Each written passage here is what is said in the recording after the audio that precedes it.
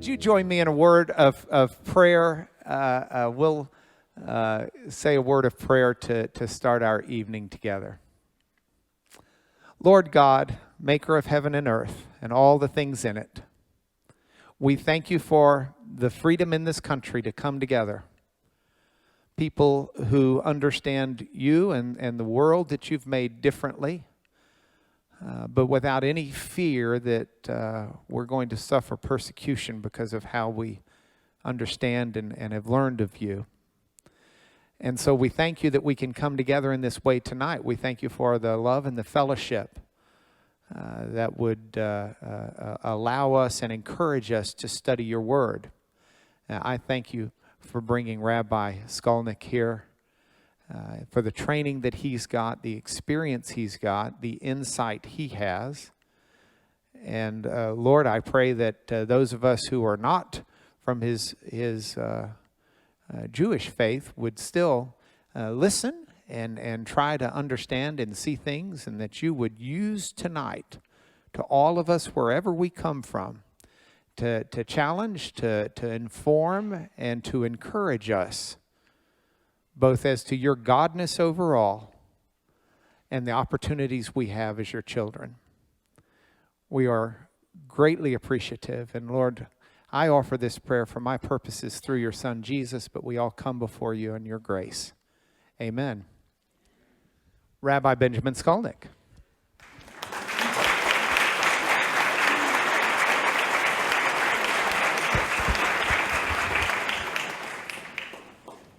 First, I would like to thank Mark and Becky Lanier for their wonderful hospitality and gracious welcome. But even more, I thank them for the vision of this library and its programs. There is something breathtaking going on here. There's a spiritual openness and intellectual honesty that would invite someone like me to speak here, even given my very different beliefs and opinions and methods of interpretation. I also want to thank my dear friend, Dr. James Hoffmeyer, for connecting me to this wonderful community. And I want to thank each of you for being here. I was born here in Houston. My father, Rabbi Samuel Scolnic, may his memory be for a blessing, was the associate rabbi of Beth Yeshurun and the founding rabbi of Beth Sholom in Bel Air. I was born here at Methodist Hospital, but I guess it didn't take.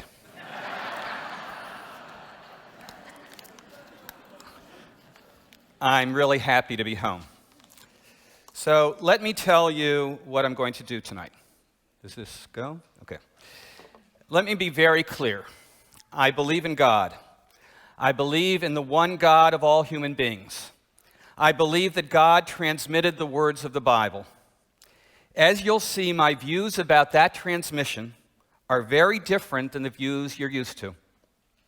I'm here tonight because I want to explore the whole idea of dialogue between different kinds of people who believe in God and in the Bible as the words of God. I'm going to take you tonight into the middle of the ancient and modern debate about the Hebrew Bible. I'm going to talk about one chapter of one book of the Bible, a chapter that may be unfamiliar to most students of sacred scripture. And I want to show you why I think it's a meaningful place from which to talk about the nature of biblical truth. If you're here tonight, you know that the study of the Hebrew Bible in modern times is caught in a conflict between those who believe in the Bible, let's call them the believers, and those who don't, whom we'll call the secularists. Secularists think that most of the history in the Bible is false. They think that the prophecies of the Bible that prove to be historically correct were only correct because they were written after the events happened, and then falsely put back into the mouths of people who seem to be predicting them. Prophecies, in their view, are not the words of God transmitted by his chosen spokesman. They are just the words of later writers trying to make God look like he was in control of everything. Believers believe that everything in the Bible is true. The history actually happened in the way the Bible says it did. The prophecies are the words of God, and they were spoken before the events happened, and they all came true. Or, and this is going to be very important for what I'm saying, the prophecies will come true someday. So believers believe and secularists don't. I guess that's okay, but it seems really unsatisfactory to those of us who love and cherish the Bible. Can we reach for a way to think about the Bible that will enable all of us to at least talk together? Do the secularists have anything to teach those of us who are believers? But my goal tonight is even simpler. I want to see if I can talk to you and you can talk to me. I have a very different approach, as I'm saying, than you're used to. I am not here to convince you of anything, except for the possibility that different kinds of believers should be able to study the words of God in loving and respectful conversation.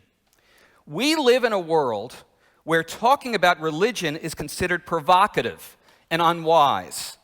I am not trying to provoke you, but I do want to make you think. And if you get upset at something I say tonight, just remember that I'm a nice boy from Houston, Texas. The subject of my interest is the book of Daniel. Through the centuries, it has been one of the most important battlegrounds in the war over biblical truth. In particular, it has been a battleground between secularists and Christian believers. 1,600 years ago, the church father Jerome, who I will be talking about in a few minutes, put it this way: none of the prophets has so clearly spoken concerning Christ as has this prophet Daniel. For not only did he assert that he would come, a prediction common to the other prophets as well, but also he set forth the very time at which he would come. Moreover, he went through the various kings in order, stated the actual number of years involved, and announced beforehand the clear signs of events to come. 100 years ago, here is the way a modern Christian thinker said it: the book of Daniel is especially fitted to be a battleground between faith and unbelief. It admits of no halfway measure. It is either divine or an imposture. Now, when you think about the book of Daniel, you think about Daniel in the lion's den, or the writing on the wall, or Shadrach, Meshach, and Abednego. You just dated yourself, everybody who laughed.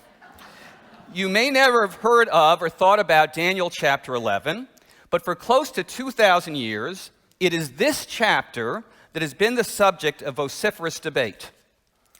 Daniel 11 is part of a visionary experience that makes up chapters 10 through 12. Daniel experiences the appearance of a divine being or angel who tells him what will happen in the next few centuries. All modern scholars, including conservative Christian commentators, agree that the first half of Daniel 11 is an unusual biblical text concerning international events from the time of the Persians through Alexander the Great, and then in much greater detail about the Hellenistic kingdoms of the Seleucids and the Ptolemies. And if you look at what I say here about chapter 11, verses 6 through 9, it tells about a very sordid story of alliance and betrayal between the Seleucid and Ptolemaic kingdoms. And what happens in this story that the chapter refers to is that there is a king and he has a wife. And he gets rid of that wife to marry a Ptolemaic princess, and she becomes wife number 2. And they have a child who is supposed to unite the two kingdoms. Well, what happens is that wife number 1 doesn't like this at all, and so she comes and kills the king, and wife number 2 and the child. And that's what chapter 11, verse 6 through 9 is about. Now, scholars look at these chapters, they look at this chapter, and they amend the text. And they always put other texts, other Hellenistic evidence above the Bible, because they don't want the Bible to be true. They don't want the Bible to be factual. That's where I come in. In the last few years, I've published articles in the peer-reviewed critical journals on your screen. I'm crossing through fields, classics, ancient history, numismatics, political science, and so on. But just in case you're impressed, I want to stop you. In these articles, I am simply saying what most of you just assume. The Bible should be used as historical evidence. My articles show that the Bible is often more accurate than modern and ancient historians put together. But many people, especially the editors of these magazines, seem to be amazed that I can make the case that the book of Daniel, and especially the first half of Daniel 11, is historically accurate. I am just doing what believers in the Bible have to do: fight the good fight for the truth of God's words. Now, so far, all of you are with me. We're on the same side of the debate. But please don't get too comfortable. It's about to get bumpier. Chapter 11 continues. It narrates events in fuller detail when it gets to Antiochus III, and then explodes with exposition when it gets to Antiochus IV, the villain of the Hanukkah story. Clearly, the vision of this text has been leading up to the events surrounding Antiochus IV's persecution of Judaism in the 160s BCE. It goes into great and vivid detail about the persecution of the Jewish people in that time. In the second part of the chapter, the details do not match up with historical events. And in the second chapter, another war is predicted between Antiochus IV and Egypt, but that war between Antiochus IV and Egypt never happened. And the chapter goes on to say that the evil leader, presumably Antiochus IV, will die in a certain way, but then in the chapter he dies very differently than Antiochus IV did. And then Daniel 12 goes on to talk about the resurrection of the dead. So let me read you a few of these verses. In the second half it says, "At the time of the end, the king of the south will lock horns with him, but the king of the north will attack him with chariots and riders and many ships. He will invade lands, sweeping through them like a flood. And he will invade the beautiful land too, and many will fall, but these will escape his clutches. He will lay his hands on lands, not even the land of Egypt shall escape." And it goes on. And then it says, he will pitch, that is, this king, his royal pavilion between the sea and the beautiful holy mountain, and he will meet his doom with no one to help him. And then comes chapter 12, this beautiful chapter about the apocalypse. "And at that time shall Michael stand up, the great prince which standeth for the children of thy people, and there shall be a time of trouble, such as never was since there was a nation, even to that same time. And at that time thy people shall be delivered, every one that shall be found written in the book. And many of them that sleep in the dust of the earth shall awake, some to everlasting life, and some to shame and everlasting contempt. And they that be wise shall shine as the brightness of the firmament, and they that turn many to righteousness as the stars forever and ever." But this resurrection of the dead did not happen. It's very beautiful and very powerful. It's about God destroying evil in an apocalypse and bringing his glory to the world. It's about the end of evil powers and kingdoms and the coming of redemption in the kingdom of God. Still, we have to understand why the things that are predicted in the second half of chapter 11 didn't happen the way the prophecies say. We have to understand why a chapter that was meticulously accurate is no longer historically accurate. Antiochus did not fight another war with Egypt.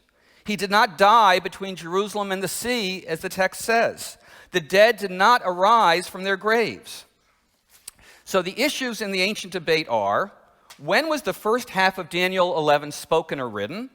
And did the second half come true? And if not, why not? The fact that the chapter moves from accurate prophecy to seemingly inaccurate prophecy was the center of an epic, ancient, intellectual battle. But before I get into the battle, let me go over what we've done so far.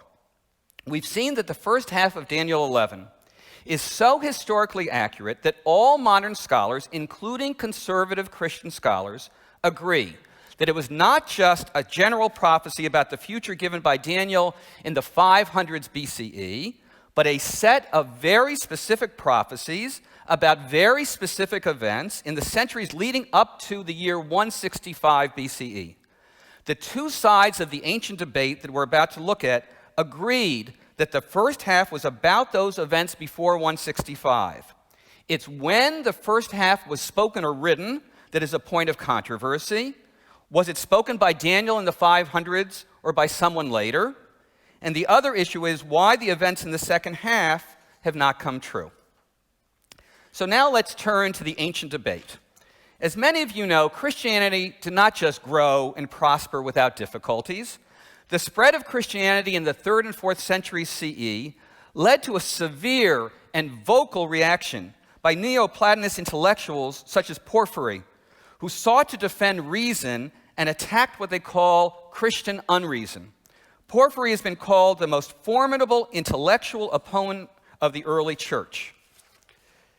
Porphyry rejected the book of Daniel as the prophecies of the 6th century figure Daniel and claimed that they were the work of a writer living and working in the time of Antiochus IV, circa 165 BCE. And here's what Porphyry said. Daniel did not foretell the future so much as he related the past. Whatever he spoke of till the time of Antiochus contained authentic history, whereas anything he may have conjectured beyond that point was false, inasmuch he could not have known, he would not have foreknown the future. Porphyry rejected the book of Daniel as the prophecies of the 6th century figure Daniel and claimed that they were the work of a writer living and working in the time of Antiochus IV. Porphyry's whole purpose in writing his book was to destroy the Christian belief that Daniel is a prophecy and thereby deny that Jesus was predicted in the book. So you may say, well, who cares? Why should I worry about what an ancient, pagan, anti-Christian philosopher said? The answer is that Porphyry is the father of modern criticism on the book of Daniel. For instance, Fergus Millar says, no serious commentator would now question Porphyry's demonstration that the work belongs in the 160s under Antiochus IV Epiphanes. And Elias Bickerman, the greatest scholar of Hellenistic history, said that the chronological thesis of Porphyry has stood the test of time, and there is no question about it. Now, in ancient times, many Christian scholars rose to the defense of the book of Daniel. Augustine spoke of Porphyry's sacrilegious curiosity.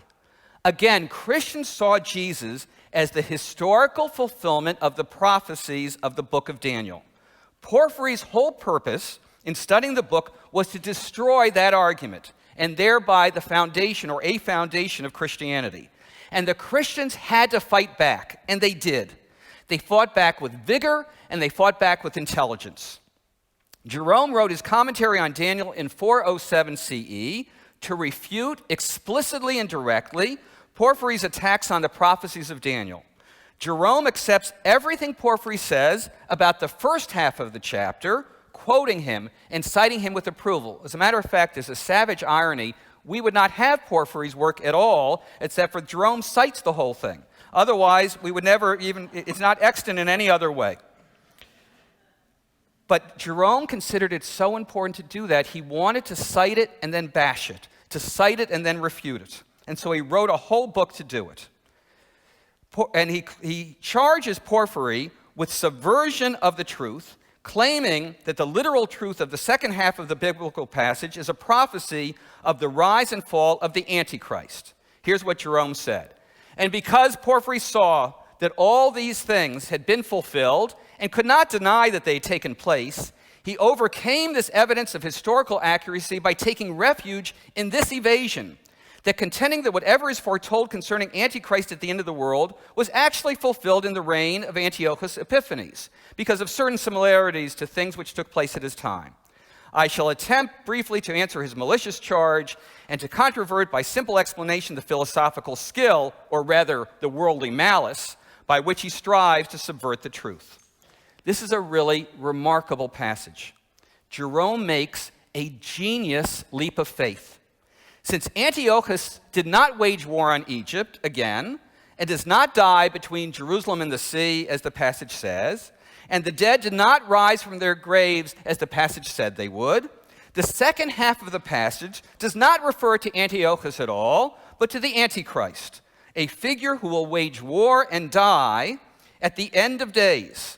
He'll die in the way the chapter says. He will be vanquished by the risen Christ at the end of days, when the dead will arise from their graves. So Jerome leaps from Antiochus to Antichrist.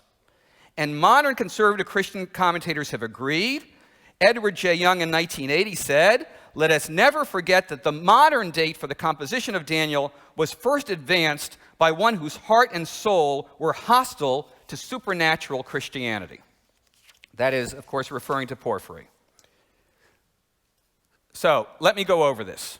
Jerome agreed that Porphyry was right about the first half, but then understood that the second half of the chapter was a prophecy.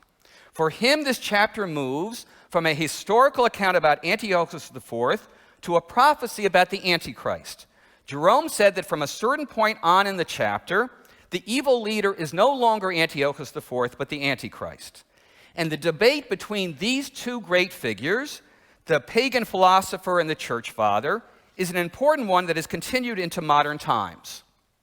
Modern defenders of the authenticity of Daniel think that without figurative interpretation, without seeing the text of Daniel as open-ended into the future, rather than closed as a historical report about the Hellenistic era, the battle over Daniel will be lost, and with it one of the greatest proof texts of Christianity. If the secularists say that Daniel is a hoax, history dressed as prophecy, a lie, the believers respond that critical study of Daniel is a hoax, for it maliciously describes true prophecy as mere history, and that is a lie. So who's right? Porphyry or Jerome? Secularists or believers? So I want to take out time for a commercial for the wisdom of the rabbis. And I want to tell you a story.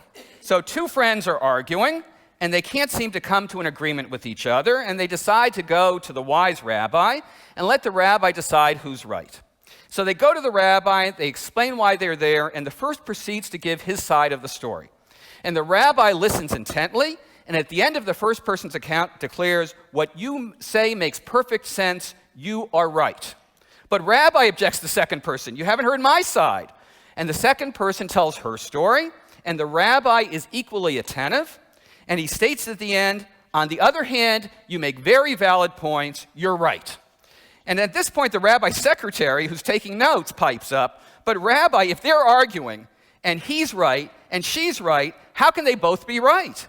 And the rabbi pauses for a minute, and he thinks about it carefully, and then he says, "On the other hand, you're right too." So here is what this rabbi says. Porphyry was right about the first half of the chapter and wrong about the second half. Let me show you why Porphyry was wrong. And I want to do it using his own words. Here's what he says. "Asserting that he was to hear of wars which had been stirred up against him in the north and the east, thence he was to turn back." This is all about Antiochus IV, "and overcome the resistance of the Arabians and lay waste the entire province along the coastline of Phoenicia. And then he was to proceed without delay against Artaxias, the king of Armenia, who was moving down, that should say, from the regions," he wasn't loving down, I don't even want to think about that, who was moving down from the region, I'm going to start blushing, moving down from the regions of the east, and having slain, it's sunburned, I'm not blushing, and having slain a large number of his troops, he would pitch his tent in the place called Apedno, which is located between the two broadest rivers, the Tigris and the Euphrates. Now, Apedno means his royal pavilion. There is no place called Apedno. It's a word, not a place name. Porphyry actually made up a geographical place, Apedno, and a campaign and a war, all of this is bogus, that Antiochus IV never fought. He denied the possibility of prophecy, and he tried to bend the rest of the chapter to make it fit historical facts. The problem was that the facts were not there. But he was so sure that there were historical facts written after the event that he made some facts up. And his argument, which had been so strong, foundered on the rocks of his prejudice against the truth of the Bible. So some of you are saying, hold on a minute, what is all this about? It's all prophecy. It was all written in the 500s in the time of Daniel in Babylonia. How can you deny what the book says? I can't follow anything in this whole discussion. I guess there's some people who agree with that. Okay. So now let me express what I really believe. I do not expect anybody here, I mean not one person, to agree with me. Again, remember what I'm trying to do. I want to create a dialogue between people who believe in God and in the truth of the Bible. Here's what I believe. Porphyry was a genius, and he wanted to negate belief, so he could not be objective about a biblical text. Jerome was a genius and a believer, so he transformed the meaning of the second half of Daniel 11 to a prophecy about the Antichrist that from a Jewish perspective cannot be found in the text. I'm not a genius, but I am a believer. And God gave me this brain and told me to think for myself. The knowledge in the first half of Daniel 11 is so detailed and comprehensive that it must be, in my mind, a contemporary description of events that happened before 165 BCE. The details are so specific that God would not have provided them 4 centuries early. God would not have predicted that a king would get rid of wife number 1 and marry wife number 2, and that wife number 1 would kill everybody. Prophecies don't come with such sordid details that are not even important to the main points of the chapter. So for me, the first half of chapter 11 was written in 165 BCE and not in the time of Daniel in 6th century Babylonia. And then in the middle of the chapter, from that same point in 165, the text does look forward to the future. And from here on, the details are not precise, but we have a fantastic and moving and very significant prophecy for our lives and for our world about the end time of the world. I am not defensive. There was a Daniel in the 6th century who looked forward to a future that unfolded over the centuries. But rather than try to defend Daniel 11 as a text from the 6th century, I happily state that Daniel 10 through 12 is from the 2nd century. The received revelations of God, transmitted by an angel or divine being to a Jewish seer, a maskil, an enlightened man who wrote these words down. Daniel 11 was written down by a man who became Daniel, who was shown by a divine being what the future would be. So I want to try something strange and unusual. I want to try to get you to understand what this person experienced in 165 BCE. I want to talk to you as if you are this person. Please try to come along with me on this, if only for the moment. You live in Judea at a terrible point in history. You and your fellow Jewish people live in horrible fear during a time of violent persecution. You know that there's something horribly different going on. You are living during a religious persecution of a people for practicing its own religion in its own land. What is going on now is so horrible. It is the wrath. It's the ultimate evil. And you have a vision that is more than a vision, and a prophecy that is more than a prophecy. Divine beings visit you and reveal truth to you, truth you cannot even comprehend. You live in the year that will later be reckoned as 165 BCE, but to you it is 137 SE, 137 years since the beginning of the Seleucid era. For you live in the Seleucid kingdom, and your people has lived under a succession of empires, including the Babylonians and the Persians, for hundreds of years. Nobody will ever know your name, because you will subsume your name under that of Daniel, the great 6th century figure who lived in Babylonia some 400 years before you, and about whom there were already scriptural texts. Your own circle is called the Maskilim, the knowing ones, a group of devout Jews. But in every significant way, you are Daniel, because God shows you Daniel so directly and so completely that you are inside him, looking out through his eyes, and he's looking out through your eyes. And you don't know where Daniel ends and you begin, and where you begin and Daniel ends. You are given over into Daniel, looking at time with a capital T from his time, looking ahead, rushing through a succession of kingdoms, one monstrous kingdom rising and another taking its place, one beast after another. You know that it is not your own invention, because you know things that you never knew. And even though you are an imperfect vessel, somehow, for some reason, God has chosen you, perhaps because you are welcoming and open to him. And you are not even writing. You are not dreaming. You don't even know that there's a stylus and a scroll in front of you because you are God's stylus and your brain is his scroll. And from Daniel's time through the moment of your present, you can see out into the future. A future that you think you can see, but it's through dark glass. And you know that the evil Antiochus will fall, and you know that the end time will mean the end of history, as everybody else knows it. And even though you can't really see the details, you write down what you can see anyway. And long after you die and rejoin God, commentators from your own people and other people that believe in God's words, the Christians, will fight to defend the truth of the book that will contain both these earlier stories about Daniel and what God wrote through you, what all becomes known as the book of Daniel.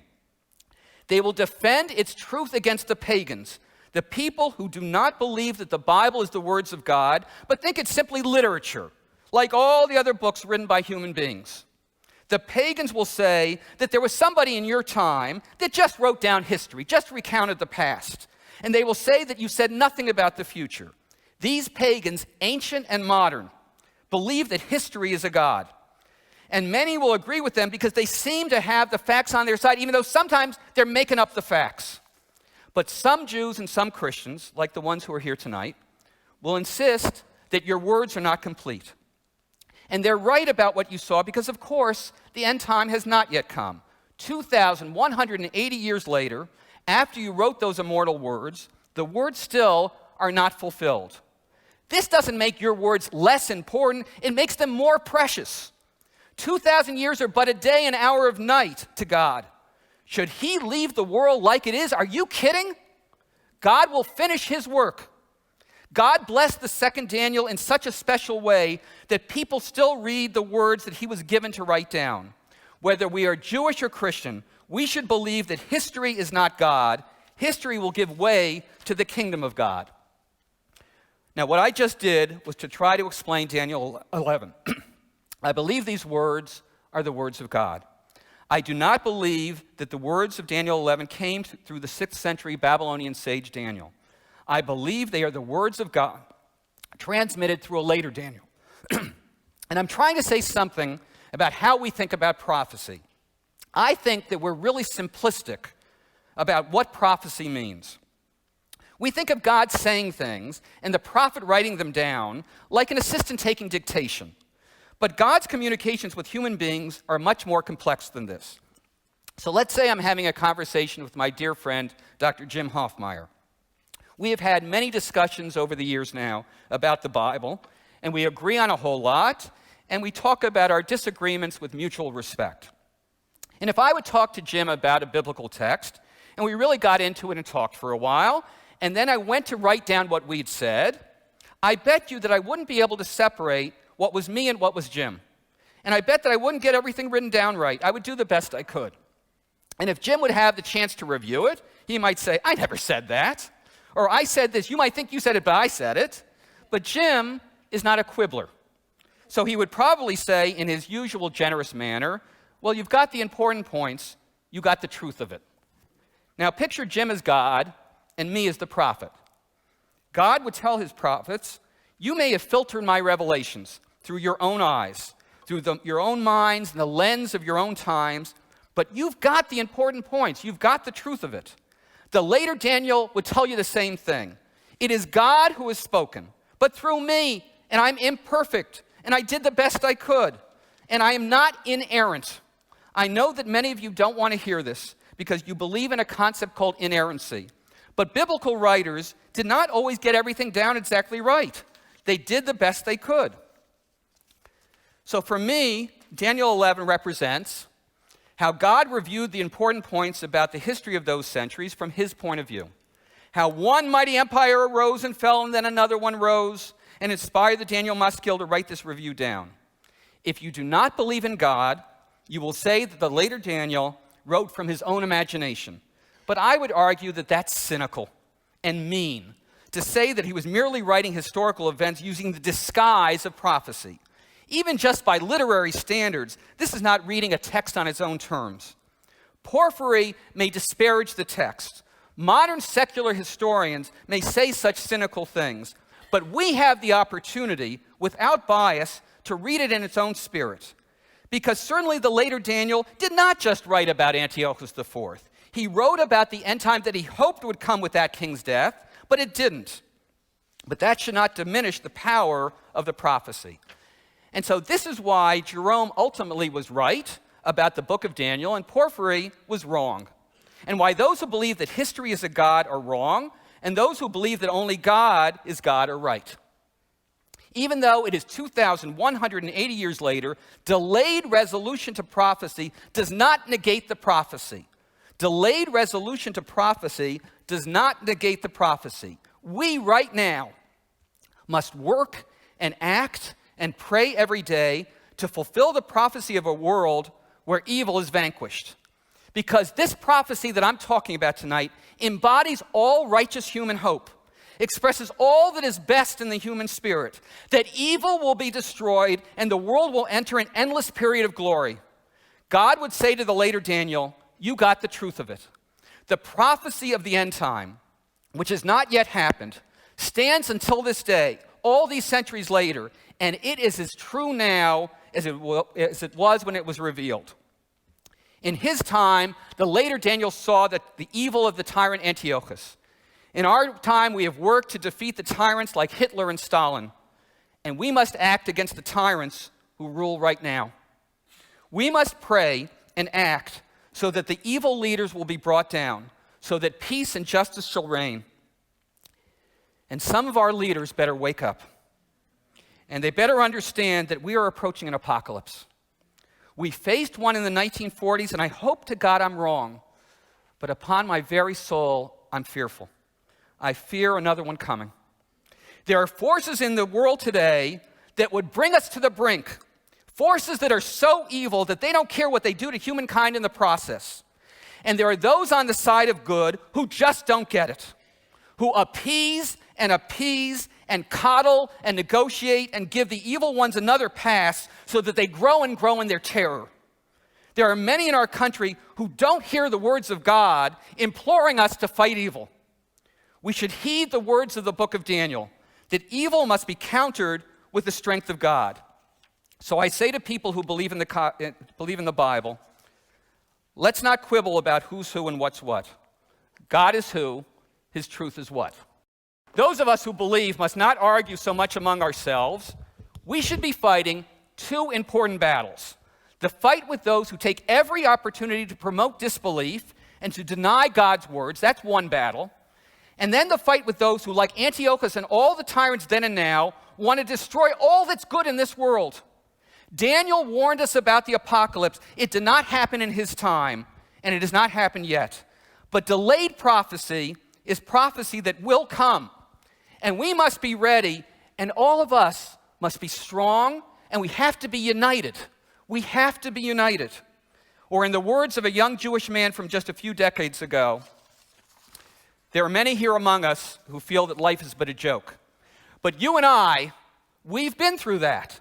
And this is not our fate. So let us not talk falsely now. The hour is getting late. Thank you.